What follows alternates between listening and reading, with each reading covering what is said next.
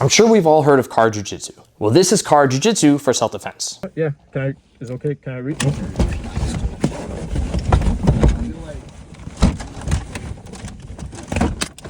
Break! Now, a couple weeks ago, I took the ECQC course from Shivworks, ran by Craig Douglas himself. If you're unfamiliar with what a Shivworks course is, it is a very high level self-defense course. This one clocked in at about 26 hours, so they are long. It drains you. It's physically and mentally draining. This one took place over the course of 2.5 days. Now, the beauty of these courses, really quick side note, the ECQC is focused on firearms, so it's essentially how to utilize and defend and fight over firearms from like a 0 to 5 foot range, right? What Craig does at the end of each day is what is called an evolution, and essentially it's a full contact scenario. It's very unscripted. He gives you very little details on what exactly you should be trying to do, and then the rest of it is just whatever happens, happens. But it's a very high level. It's, I think we're going like 70, 80%, so it is stressful. It does get emotional at times, but it is very physical. And the beauty of this is that each day you do at least 1 or 2 evolutions throughout the day, and it essentially encompasses everything that you've gone over and discussed throughout the day. So it kind of gives you a reality check of where do I stand? How can I handle these types of situations? How can I apply these movements under high stressful situations? And so the last one that we did, which I'm gonna go over here in a second, is a car-based scenario, car jiu-jitsu, right? And the scenario that Craig puts you in is that you're a driver, for whatever reason, you pick somebody up, could be Lyft, you could be an Uber driver, whatever the case is, you pick somebody up, and at some point during the conversation that you have, they decide to pull out a gun and attempt to rob you. Now, the rules were that I, as a good guy, was to somehow disable your ability to utilize the firearm while also trying to draw my own firearm and get off a few shots onto you in the process. However we end up in that scenario is completely up to us, but that is essentially your overall goal. Now, the bad person cannot fire a shot or do anything until I make some form of a move or gesture that indicates I'm about to get hands-on or I'm about to engage. And then at that point, again, all rules go out the window. It's full-on contact inside a vehicle. It was actually pretty fun. One thing that I enjoyed about this was you get to watch everyone else kind of go. So some people have done this before. A lot of people were brand new at it. Everyone's got different experience levels. Again, you've got law enforcement, you've got civilians, you've got high-level fighters. Everyone comes to the table bringing something different. So you start watching and learning. And as I watched people, there's one thing that I kind of noticed across the board, both for the good and the bad person. And that was this: when you're in a confined space, whoever controls and dominates that space ultimately controls and dominates the overall fight. And so my goal, my personal goal when I was the good guy and the bad guy, was to take control of the space as fast as possible, which means I had to get my ass up and out of the seat. I had to utilize the different parts of the car to create pressure.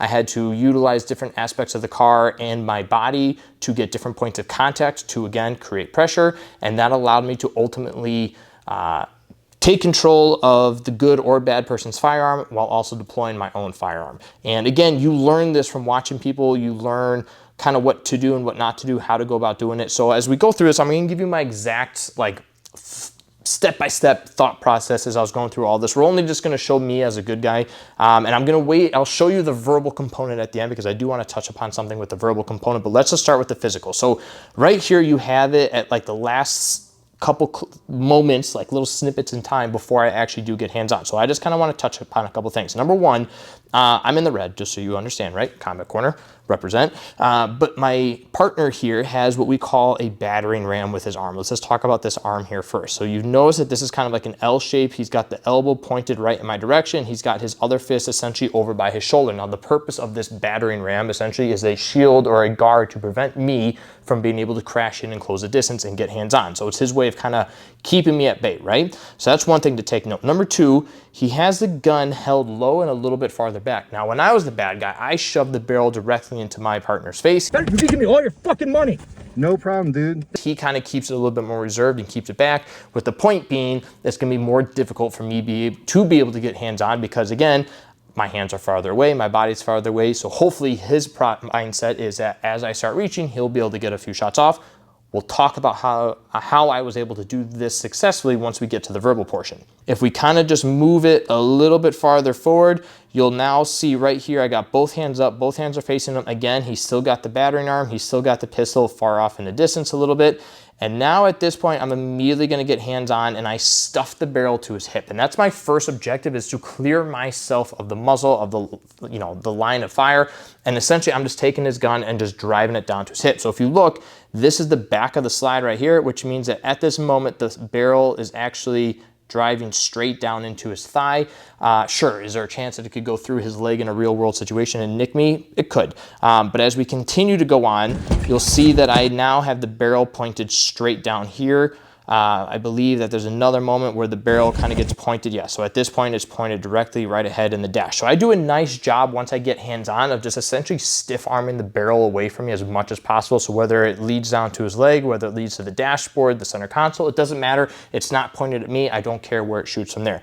Now, the other thing that I did at this exact moment, once I did start getting control of the gun, which was again the first objective, is I got my ass out of the seat. Why? Because again, if I can control and dominate the space, I can control and dominate the fight. Now, at this same moment, I start to initiate points of contact. Now, if you've been grappling long enough, we always talk about how there should be a minimal of like 2 to 3 points of contact. If I'm able to do that, it allows me to sweep easier, allows me to base out easier. I'm essentially just in more control of the situation as a whole. Now, obviously you can't see because it gets cut off by the camera, but my feet here, turn this on, there we go. My feet here are in a bit of like an L shape. Now, what my feet are actually doing are pushing up against the door of the car. I've got both feet driving my hips forward into my, I guess, attacker as much as I possibly can. If you look here, you can see my head, thanks to the helmet, and the back of my shoulder blades are pushing from the top of the roof down. So I'm not only driving forward, but I'm using the pressure of the roof to drive my body weight down. Again, applying pressure. Now at the same time, I have a hand here on the gun, which I'm also stiff arming into his lap. So if we count, you got 1, 2, 3 points of contact, which again allows me to create that much more pressure and overall just dominate the situation. Now, right here, obviously, you can see I've got the high pitch elbow, which is a very clear indicator of a weapon draw, which in this case was me clearing the garment, drawing my pistol out, getting a good thumb pectoral, so you can't really tell from this angle here. But essentially what I'm doing is taking my thumb and I keep my thumb flared out so that I can feel it rubbing up against my side. What this allows me to do is ensure that the slide is not going to get caught on any of my material or clothing or anything, which means the gun's not necessarily going to jam. So it allows me to keep the gun slide away from my body a little bit, but it also gives me a good indicator of where I am aiming, which in this case, I was able to put like 5 or 6 rounds right into his obliques or his upper ribs a little bit, just due to where we were positioned. But again, I'm still, during this entire process, if we look at this setup, I'm still maintaining my points of contact at all time. I've got my upper body positioned up against the top of the car. I'm using this arm not only to control the firearm, but also utilize it as a post. And my feet are still driving off the door of the car, which again creates all that pressure. Now, what does this mean, right? What does this pressure allow me to do? Well, in order for him to do anything, he first has to get out of his seat and be able to fight back. Well, it's gonna be difficult because he now has to break 3 different points of contact in order to get any ability to move and adjust in his seat. At the same time, if he wants to utilize the firearm, he needs to still clear the other points of contact because those are preventing him from being able to utilize his other arm, which means that he has no way of breaking my grip on the gun altogether. And then obviously, as we kind of finish this out here, you'll see I get the shots off and Craig calls it right there. So I was actually very pleased with how I handled the situation because again, my main objective right out of the gate was just dominate the space as much as possible. And again, as I watched more and more people kind of do this and everyone kind of started to figure it out, it proves true. You have to adapt accordingly. Was I sitting there trying to do rear naked chokes and submissions and just beat the shit out of him? No, I was trying to just control the space as much as possible, give him as little room to work, because we all know if you've grappled before and somebody just smothers you and just applies a lot of pressure and doesn't allow you to move, it's miserable and it sucks. What makes that even worse is when you're stuck in a seat in a car and your face is getting smashed up against the door frame or the window, your shoulders are getting jammed into the center consoles, your arms getting twisted and turned in different positions. Like you just don't have anywhere to move on top of all the pressure that that car's creating. And again, not only are you now dealing with my pressure, but you're also dealing with my ability to essentially like kick off of a hard surface and just drive all my weight back into you. It just creates and generates a lot of pressure. Now, the verbal portion, right? This is something that a lot of people don't talk about when it comes to just dealing with disarms in general. And you see a lot of people talk about disarms like a gun's pointed up, you're all, you know, okay, and then all of a sudden they grab it and they clear the line, right? What the people complain about is, oh, well, their fingers on the trigger, they could just pull the trigger.